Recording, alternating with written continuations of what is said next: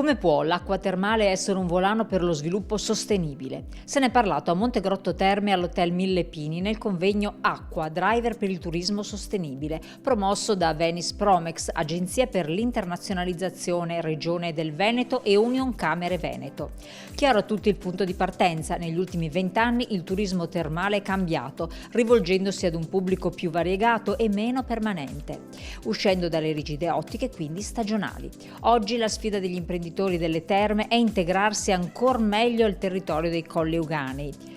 Noi dobbiamo costruire attorno a questi nostri imprenditori e a queste nostre bellezze un percorso di inclusione, un percorso che veda il turismo sempre più qualificato e un'offerta in grado di accogliere un turismo che al giorno d'oggi il turismo è maturo, nel senso che il cliente vuole avere l'esperienzialità, conoscere il territorio, vuole avere l'esperienzialità anche non solo delle bellezze, anche delle imprese. Abbiamo tantissime bellezze imprese, quindi possiamo abbinare l'acqua, le colline, la montagna, i laghi, i mari assieme alle imprese.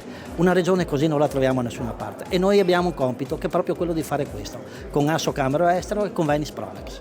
In questo processo Venice Promex si propone come attore fondamentale per accompagnare le imprese verso una nuova concezione di turismo termale, più sostenibile, più centrato sulle qualità uniche dell'acqua salso-bromo-iodica, vera ricchezza di questa stazione termale, che è la più grande e la più strutturata in Europa.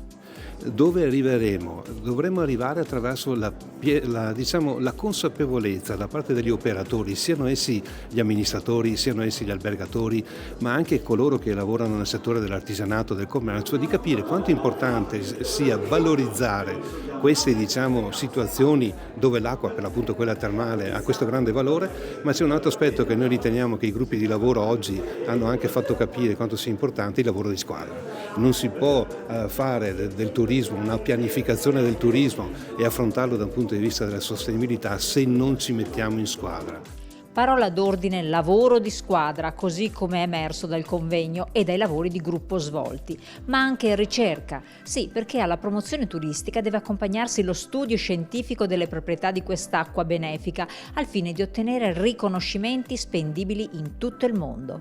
Abbiamo anche tutto quel filone da seguire, analizzare, studiare e dare una scientificità al prodotto. Bello sarebbe parlare anche di prevenzione e di come l'acqua termale riesce a prevenire e a intervenire in quei processi anche latenti di infiammazione, anche in età magari non giovanissima, ma giovane sì comunque.